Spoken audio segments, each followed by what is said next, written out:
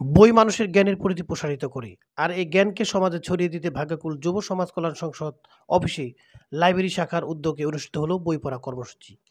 ভাগ্যকুল যুব সমাজ কল্যাণ সংসদের সভাপতি হাবিবুর রহমানের সভাপতিত্বে ও নির্বাহী সম্পাদক মিথিল হাসানের পরিচালনায় কর্মসূচির উদ্বোধন করেন ভাগ্যকুল মান্দ্রা দিগন্ত দিশারি সংসদের প্রতিষ্ঠাতা সভাপতি নাইমুর রহমান শামীম।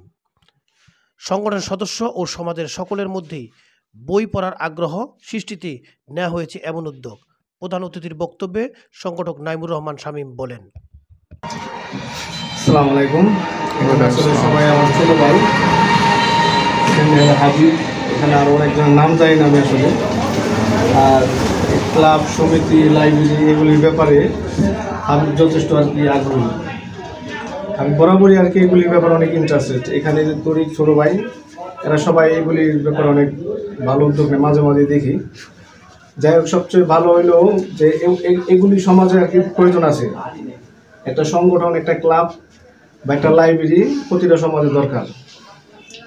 কারণ জ্ঞান চর্চার ভিতরে প্রবেশ করতে হলে তোমার ক্লাব, সংগঠন, সেমিনার, বই পড়া, লাইব্রেরি এগুলির প্রয়োজন।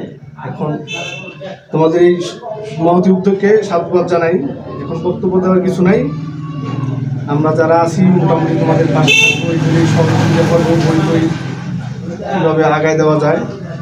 আর বইয়ের বিকল্প তো বইয়ের বিকল্প, জ্ঞানের বিকল্প বই, এগুলির বিকল্প আর কিছু হয় না।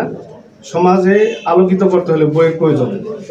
তোমরা নিজেরাও সবাই বই পড়বা, আরেকজনকে বই পড়ার জন্য উৎসাহিত করবা। এগুলো আমরা সংক্ষিপ্ত বক্তব্য শেষ করছি। এখানে সবাই ছোট ভাই, তোমাদের সবাইকে ধন্যবাদ, আন্তরিক অভিবাদন। আসসালামু আলাইকুম।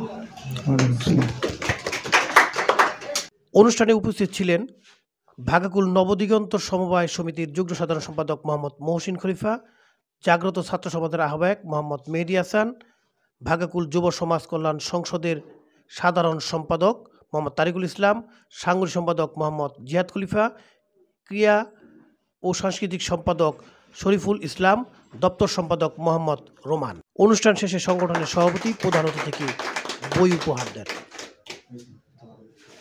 সকলের মাঝে মননশীলতা বিকাশে এই লাইব্রেরি ভূমিকা রাখবে, এমনটাই প্রত্যাশা লাইব্রেরি সংশ্লিষ্ট ব্যক্তিবর্গের। ভাগ্যকুল অনলাইন টিভি, ভাগ্যকুল যুব সমাজ কল্যাণ সংসদ প্রধান অফিস থেকে।